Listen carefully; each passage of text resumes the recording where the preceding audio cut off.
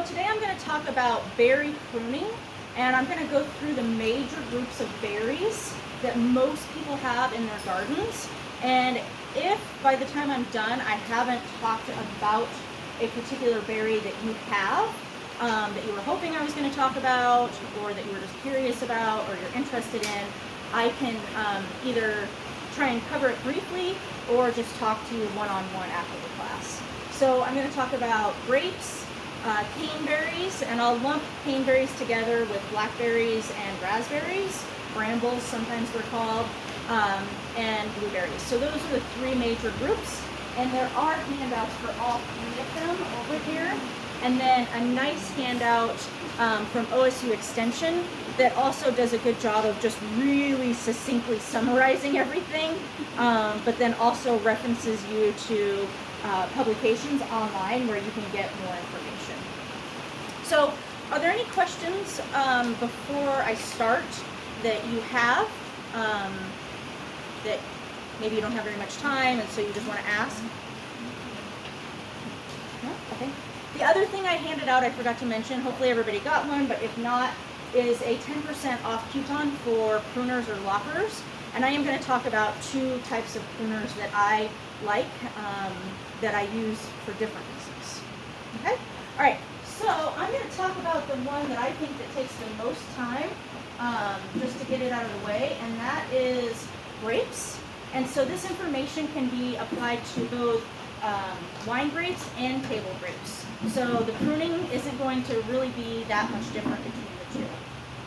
So it's important to know some basic terminology with grapes. So I'm going to draw a grape here. And then this will be my trellis.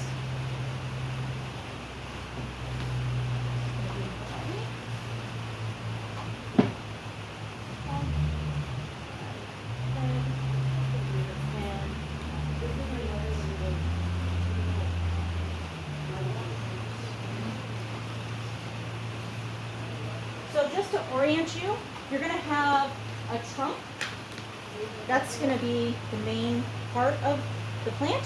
And then coming up from the trunk, you're going to have the crown of the plant. And the crown of the plant on a grape is called the head. And then there are going to be two styles for pruning a grape. You can either do cane pruning, is going to be one style that I'll talk about. And then the other is going to be spur.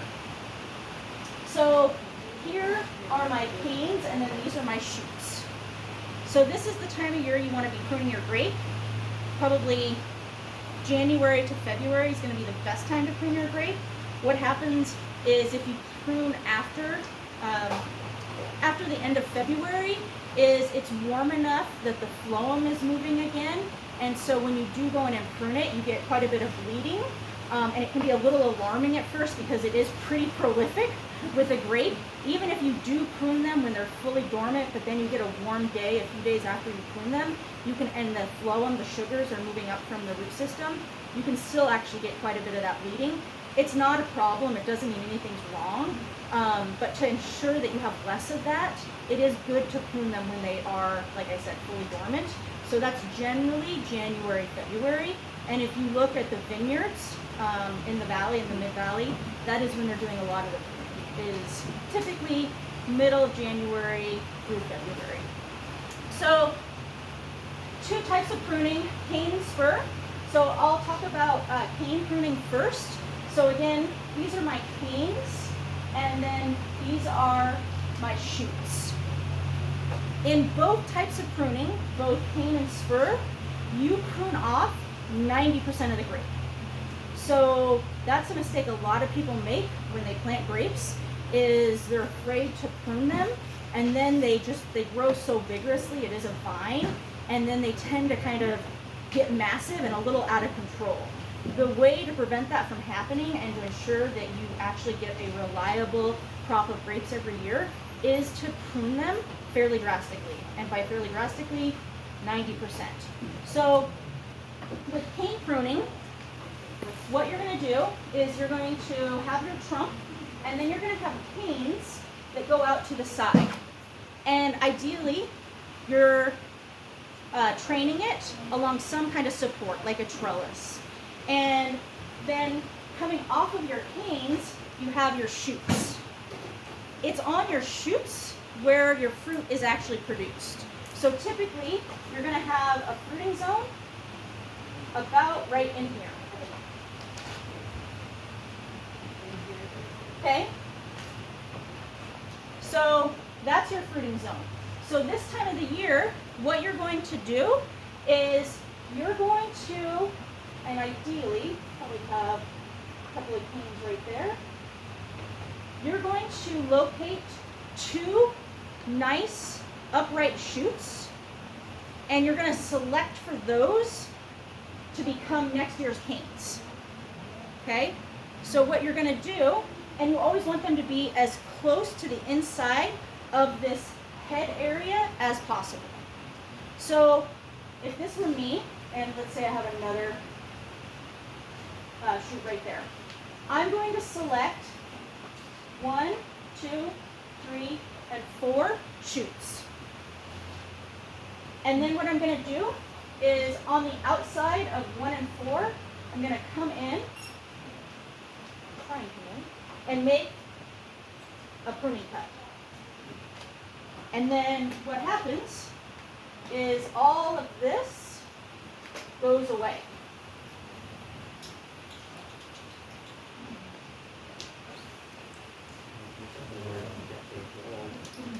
So there's my 90%. So you're left with basically a trunk, the head, and 4 shoots. So remember, 90%. You're leaving 10% of your grape. And then what you do is you take, and this is ideal, right? I'm talking to like the ideal. When you're looking at something like this, it looks very different than my illustration, right?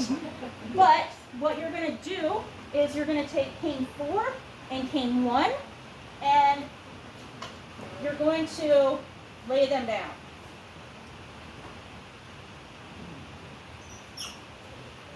So, I apologize for that. So now, your canes 1 and 4 become next season's canes. Sorry, your shoots. Shoots 1 and 4 become next season's canes. And so then, what happened? Well, then the next step is to take shoot 2 and shoot 3, and you don't cut them all the way off. What you do is you reduce them, typically to 2 buds. So you leave 2 buds on them, and they become what's referred to as a spur. The spur is your insurance policy. In case cane 1 or cane 4, for whatever reason, fails. And so then you don't have a lopsided vine, right? You still have a perfect bilateral vine. And so then what happens is these now canes produce the shoots, which then will have that fruiting zone right here. 90%. So a lot of the grape goes away. Okay? So this is cane pruning. It's called cane pruning because we prune and we select 4 canes that are replaced on an annual basis. Okay? Any questions on cane pruning? Yes? Do you cut the cane that you bend over at all? You prune that down, or does it stay full length? You can. I usually do because it honestly depends on your spacing, right? But the more vegetative you allow a grape to be, the less fruit production you're going to get. So it is advantageous for you to maybe not let them get any more than 5-6 feet long. That's actually really long. Mine are about that long, but I have a lot of spacing in between them. It also depends on your fertility, amount of light, things like that, how much fruit versus vegetation you get. but I usually do. And typically anytime you tip something, because that's what you'd be doing is just tipping that, is it causes more laterals to form. Yeah. Does that make sense? Yeah. Yeah. All right, so that's cane pruning. So let me do spur pruning.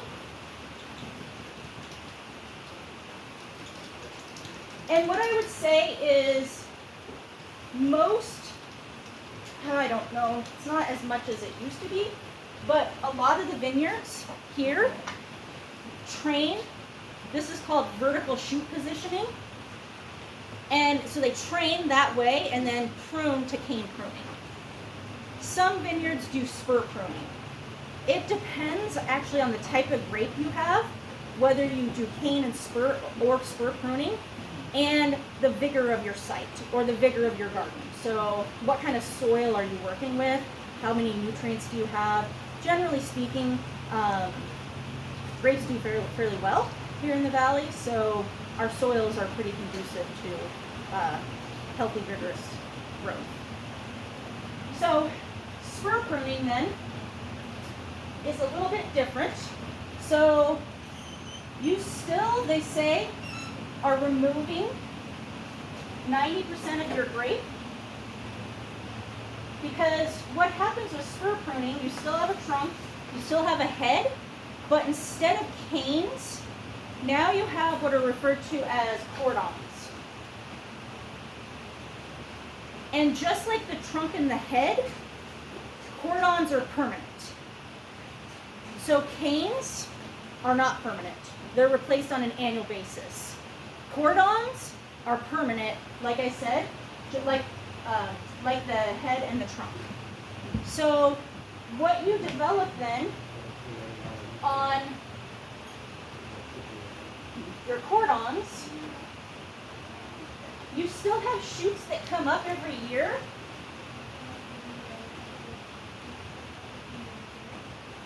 And I think I helped Jim and Erica, one of the owners of the nursery, prune their grapes last year, and I think I did spur pruning. I can't remember. I feel like I did spur pruning. You gonna come back and do them again? Yeah, you invited me to.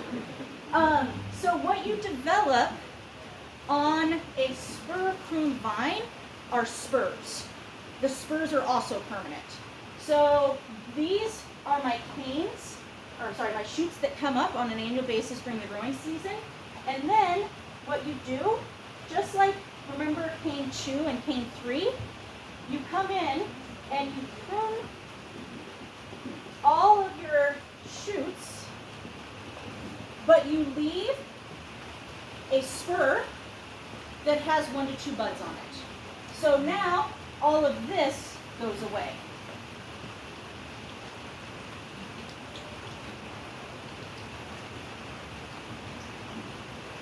I apologize for having to stand in front of it. I'm afraid it's going to fall over. So now you get these permanent spurs with 1 to 2 buds on them that you prune to every year. So now your shoots are coming from your spurs. Some table grapes produce their flowering buds higher up on the shoot, and so some table grapes are better suited to spur pruning, because instead of being like right here, instead of your fruiting zone being right here, it's up a little bit higher because that's where the flower buds are initiated. Still, 90% of your grape is removed. It's just that you have more permanent structures with spur pruning. I have experimented with both in my garden because I have 4 table grapes, and they were not very productive, and then I learned about how some table grapes do produce flower buds higher up on the shoot, and so I switched to spur pruning, and I seem to have a better crop now. So I'm guessing that the varieties that I have planted were those ones that initiate flower buds higher up on the shoot. Do you buy your table grapes with a pioneer back, or is it something you have to look and experiment? You just have to research it. I had to research it. Yeah, it doesn't. And there's so many great varieties, I think. But the good thing with garland, they seem to carry the same ones year after year. So they're pretty standard ones that do well in our area for disease resistance, because powdery mildew can be a problem with grapes, but the ones they carry tend to be pretty easy. All right, any questions on grapes? No? Okay. All right. Let me talk about caneberries next. Oh, actually, I apologize. I meant to talk about pruners. So I don't know what kind of pruners you all use, but I think that investing in a good pair of pruners is really important than buying inexpensive pruners. So as an example, and these are the two brands that I highly, highly recommend. So Falco Pruners, they tend to be more expensive, but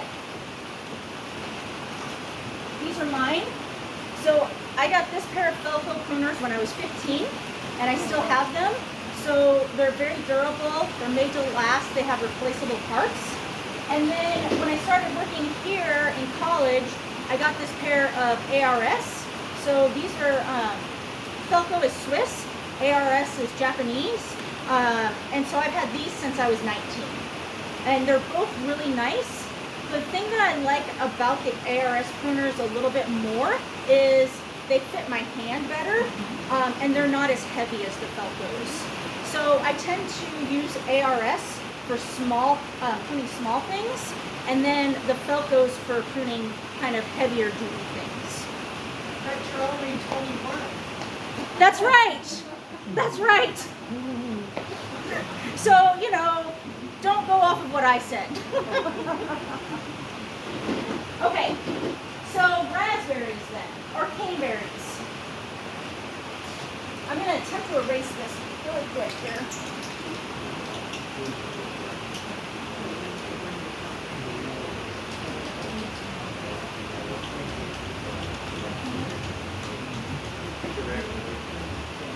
Okay, so with caneberries, and these are the caneberries right here, they're going to sound more complicated than they really are. You just need to learn two terms: primocane and floricane. Okay, so two terms.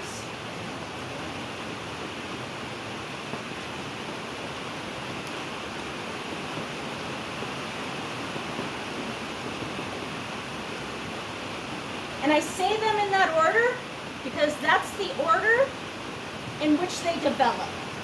Okay? So with a caneberry, so this is my raspberry. This cane right here is technically a floricane. Last year, before it went dormant in the fall, it was a primocane. Okay?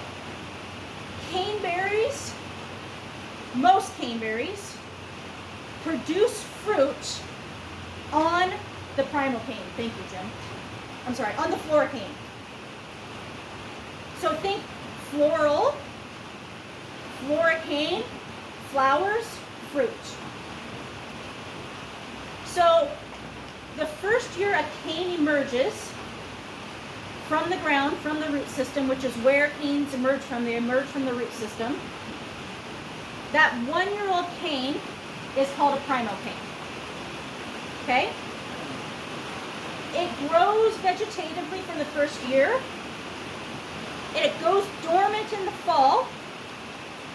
And then when the growth resumes, it is now a floricane. And it's that second year that it flowers and produces fruit. And then at the end of the second year, it goes dormant and it dies.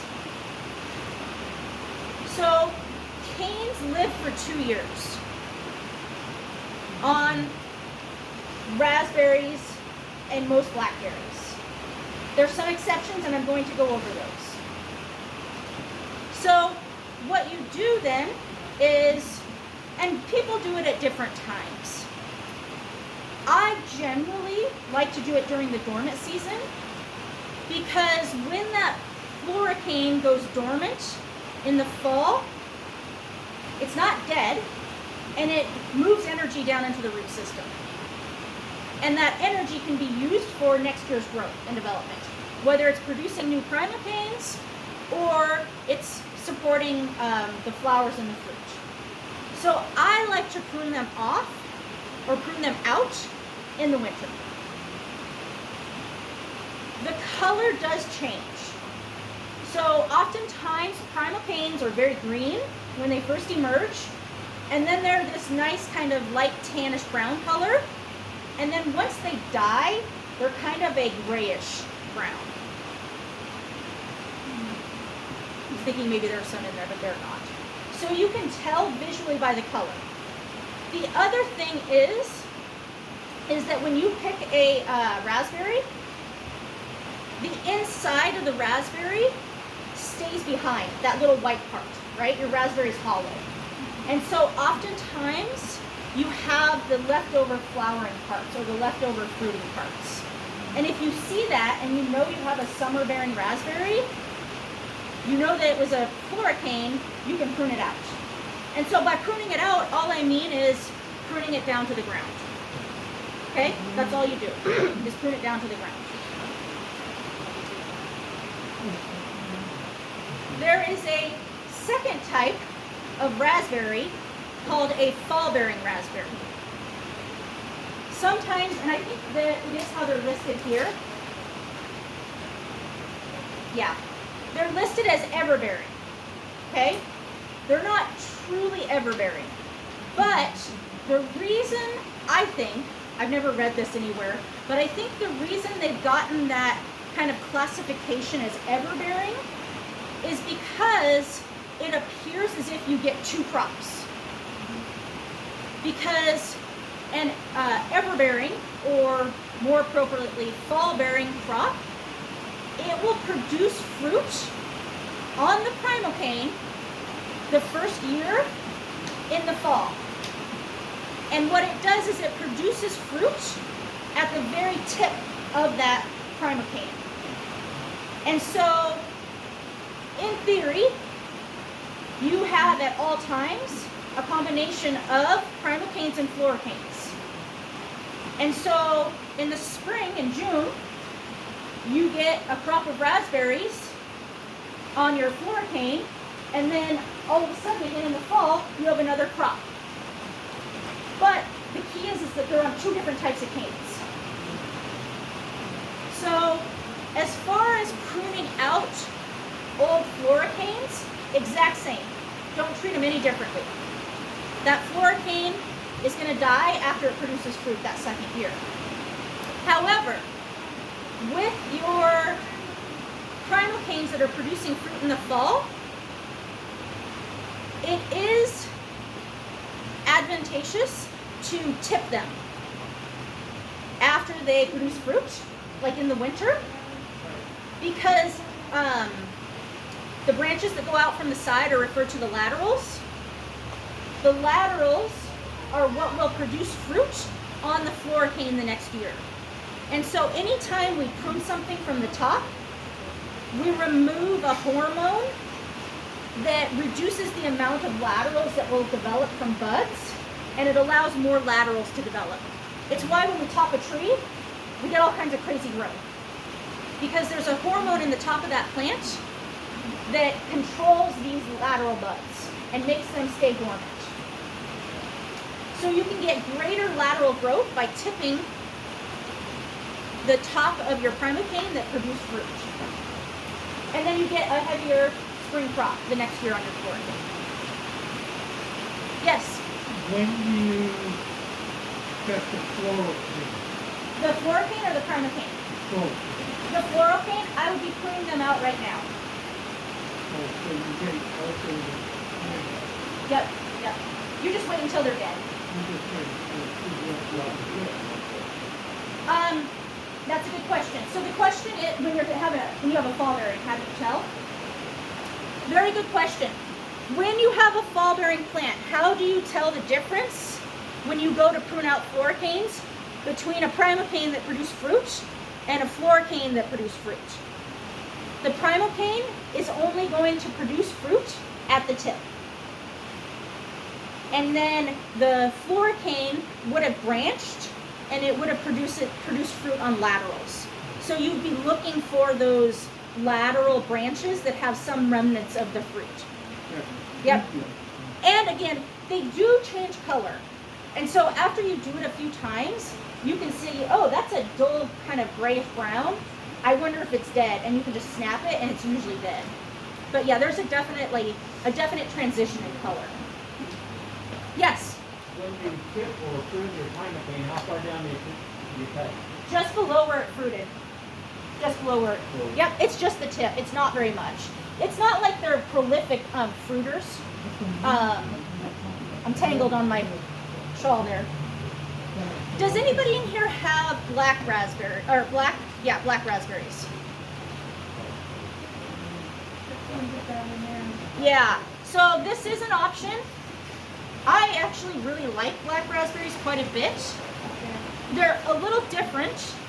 Unfortunately, you don't see them for sale or even at U-Pick places very often, but you can definitely plant them, and once they get established, they're actually pretty prolific producers. The main difference with black raspberries, two big differences, is rather than new shoots coming up from the root system, they all emerge from the crown. So you can see these big buds right here. Those are all going to emerge from the crown, versus the way that raspberries and blackberries spread is they send up shoots from the root system. So that's why you plant them here and they end up over here. These will stay nice and tight. You can, they're very vigorous. So just keep that in mind, just to have an appropriate size container, mostly so they don't topple over. But yeah, certainly. The big difference with the black raspberries is that in the fall or in the winter, you want to reduce them to 2 to 3 feet. So I kind of bend over because I always use my knee as in like a reference of like what 2.5, 3 feet should look like. And then they are, and you can actually see that it was done at the nursery, it causes them to produce laterals. Like I said, if we tip something, we remove that hormone and then we get lateral branching. And it's from the laterals where you'll get fruit production. And then as canes die, you just go in and remove them from the base. But a big part of training black raspberries and pruning them is to prune them down to 2 to 3 feet every year. And they do tend to be, like I said, pretty vigorous growers once they get established. And they grow versus, and I saw your hand, most caneberries are going to kind of just grow up like this. And then you're going to train them to some kind of trellis. Black raspberries, and you can even see this is couldn't be any more perfect of an example. They tend to grow in a very distinct V shape like this. So yes, they're good for containers, but they do take a bit of a footprint just because of the way they grow. They're the wild ones back home. Oh, I didn't know that. Oh, lucky you. They're very high in anthocyanins.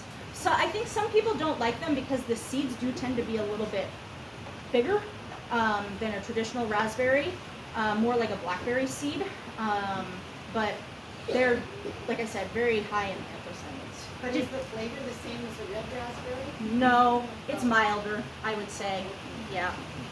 It's not something, I enjoy having them just to kind of go out and get a handful in the garden in the morning. And they sell them in, like, you can see them from, I think it's Oregon Fruit sells them, cans of them, I think, for making pies. I think you'd probably need a lot of sugar to make it. It's not that they're not sweet, they're just, they have a very different, they're maybe more earthy, is how I would describe it. They're a drier berry. Yeah. They use them commercially for the color. Oh, that makes sense, for the color, because they're so dark. Did you have a question? Yes. Why do you remove the dead canes? Or why don't you just let the thing go wild? What would happen? Oh, that's a good question. So why do you remove the dead canes? It's honestly to prevent crowding. So the more congested, it can become less vigorous over time. And it allows more light in, so you can get more photosynthesis. More photosynthesis equals more vegetation. And honestly, it can reduce insect and pathogen pressures as well. So it's a light airflow thing, and then like I said, they can, over time, depending on the variety, just become congested and then lose vigor. Yeah. Yes? I don't know if it's a time to ask questions. Oh, go ahead. So, I tried raspberries. They just go everywhere like bamboo. Yeah. And they're coming out over there, and I don't want that, but I do want raspberries. Yeah. I took them all out. So what do? Just put them in a container? You could try a container.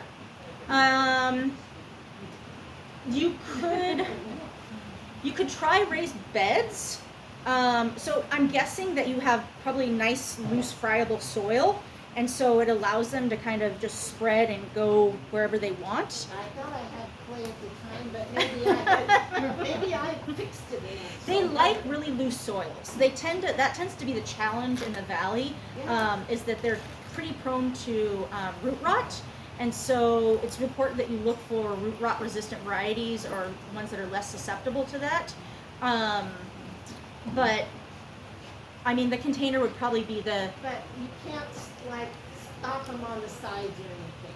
You could cut those out. It wouldn't hurt the plant.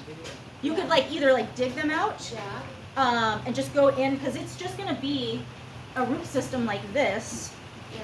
And it's basically what's happening is the roots are growing out like that, and then they're sending up shoots all along that root system. Yeah. So you could come in with your shovel and just sever them. So you're pruning the. And the main trunk would stay there. Yeah. As it's- Yeah. Yep. Yeah. You know, I got this disease though, and they would come, and then all of a sudden they'd dry up. Ah, yeah. I'm guessing, without seeing the plant, that you might have cane borers. So they bore into the cane, and they'll leaf out because there's energy from the previous season. And then as soon as they go to start moving, whether it's moving water and nutrients up from the root system, or sugars that are stored, or new sugars that are being manufactured, I believe it's a beetle, don't quote me on that, bores into the cane and it interrupts the vascular system. And so that's why you're seeing that wilting.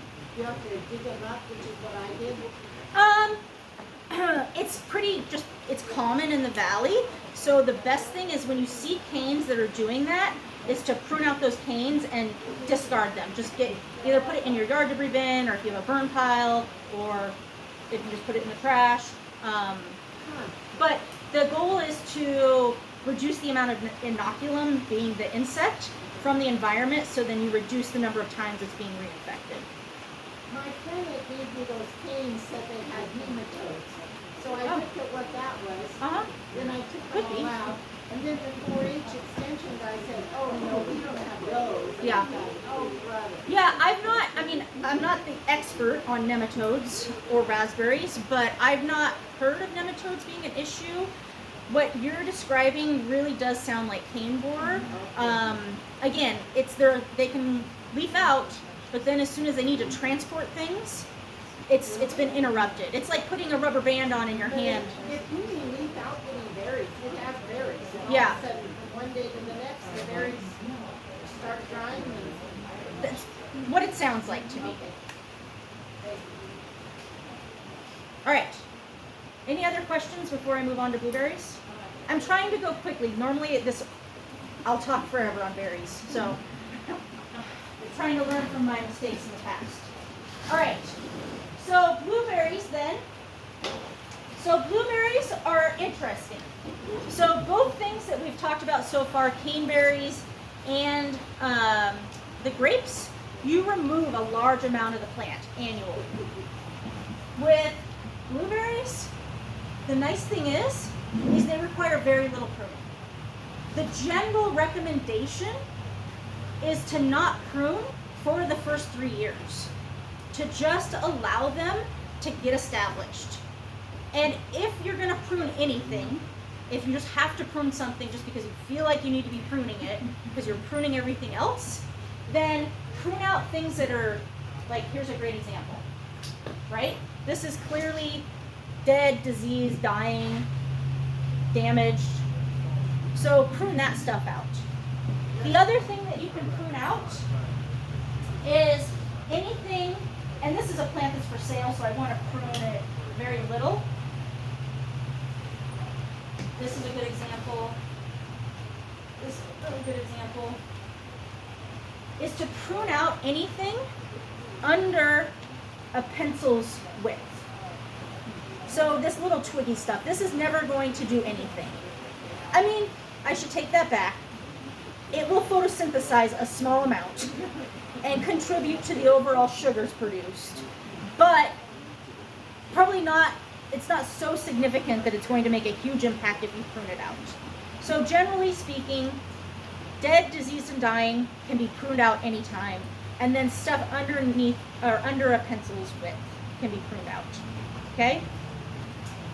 So what you want to have then is a combination of 1-year-old canes, 2-year-old canes, 3-year-old canes, 4-year-old canes, and up to 5-year-old canes. So that's 5 years without pruning while you're developing a cane system. And they all come out of the crown of the plant as well. So ideally what you have is a plant, well, that's actually much like this black raspberry, but a nice vase-shaped plant with a combination of 1 through 5-year-old canes. The trick with blueberries is to prune them to allow for good light and airflow. So you don't want a congested center or a congested crown. So that's why you prune out all this little twiggy stuff. The other thing that's important with blueberries is to learn the difference between the two types of buds. So these small kind of lanceolate or like narrow pointy buds, these are all your vegetative buds. And then if you look at the top of the plant, that's where you have your flower buds. So blueberries produce flowers on wood that is 1 year old. So the way I tell my students is it's had a birthday, right? So it's not current season's growth, it's previous season's growth that has gone dormant. And so you want to prune to try and encourage a plant that is going to branch and give you laterals and have a combination of 1-year-old, 2-year-old, and 3-year-old lateral branches. The main canes themselves, like I said, don't need to be pruned out, probably not even at year 5. When I was taking my berry class at OSU, it was year 6, year 7, that the actual large canes were being pruned out. So you can see here on this plant, and I can actually count, 1, 2, 3. This might be a 4-year-old cane right here. And it's just starting to branch nicely and produce these lateral branches with the flower buds on them. So once you have a plant that's, let's say, 7, 8, 9, 10 years old, what you're going to start doing, and I'm not going to do it on this one because this is a plant for sale, is you're going to locate those oldest canes. And you're going to notice that the amount of lateral branching that it is doing has become less. It's starting to lose vigor. And that's when you're going to come in from the bottom and you're going to remove that cane right at the base. So on average, you're maybe, again, this is once your plant is 7, 8, 9, 10 years old, you're removing 1, maybe 2 major canes. Because you want that overlap. Unlike your caneberries that live for 2 years, right? Or your grapes that you prune out 90% of every year, you're actually trying to establish a nice combination of multi-generation canes. And then, if it does start becoming unproductive and it's not time to prune it out, you can prune it to encourage that lateral branching, to kind of rejuvenate it or reinvigorate it. But not to the ground. No, only just to some- the top. Yep, to get it to branch more. So then the goal is, again, and I can prune this a little bit. People like to buy big full plants. Is to just kind of come in and open it up a little bit. I did that.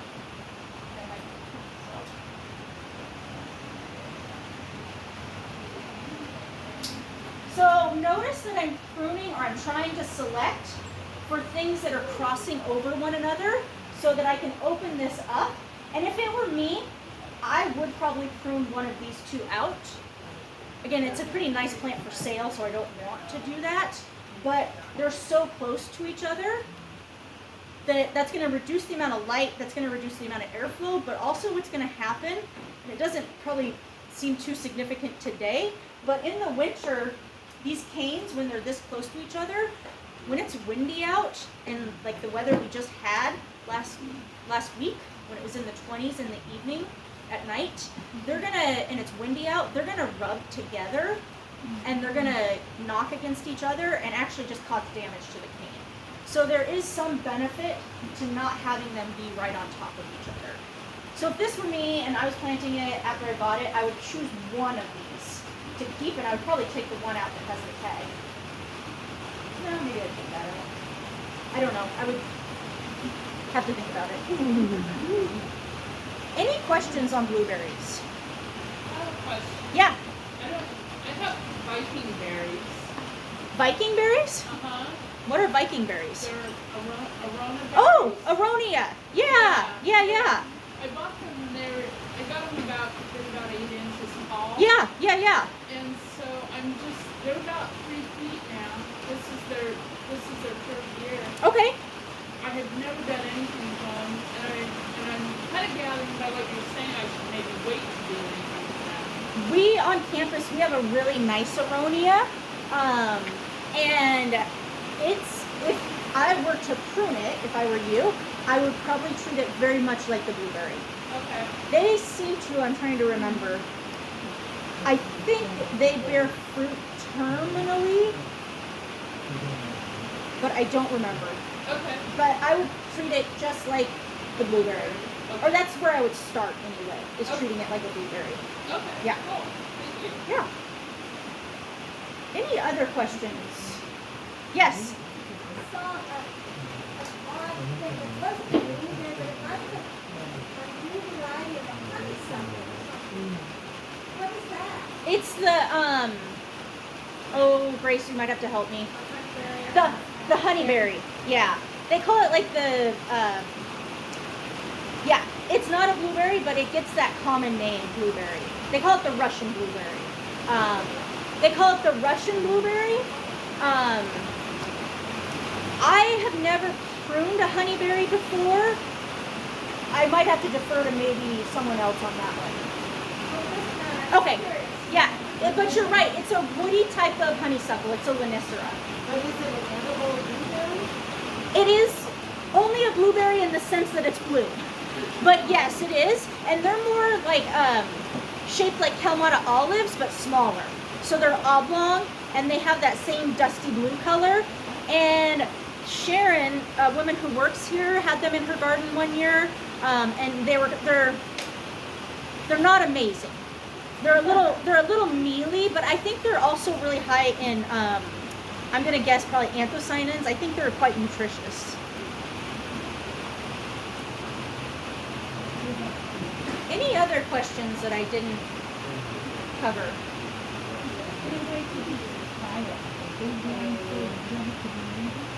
A blueberry? This is a really good question. The question was, is there a way to buy like a nice established plant? Just so you don't have to wait for it to get big enough to start producing, or you don't have to worry about like, is it time to prune it? Is it not time to prune it? Oftentimes, if a blueberry grower is pulling out an old variety to put in a new variety, they will sell their plants. So that's probably your best bet at finding a large established plant. And the interesting thing, this is I think it's interesting about blueberries, is they have a very tiny root system. So if you've ever done, like you pick, and you go out and you pick berries and it's a big, large plant, you know, sometimes they can get 5, 6, 7 feet tall, and they can get, 4, I've seen them as wide as 5 feet wide. But then they have like this itsy bitsy little root system. So they're actually quite manageable when they're large like that.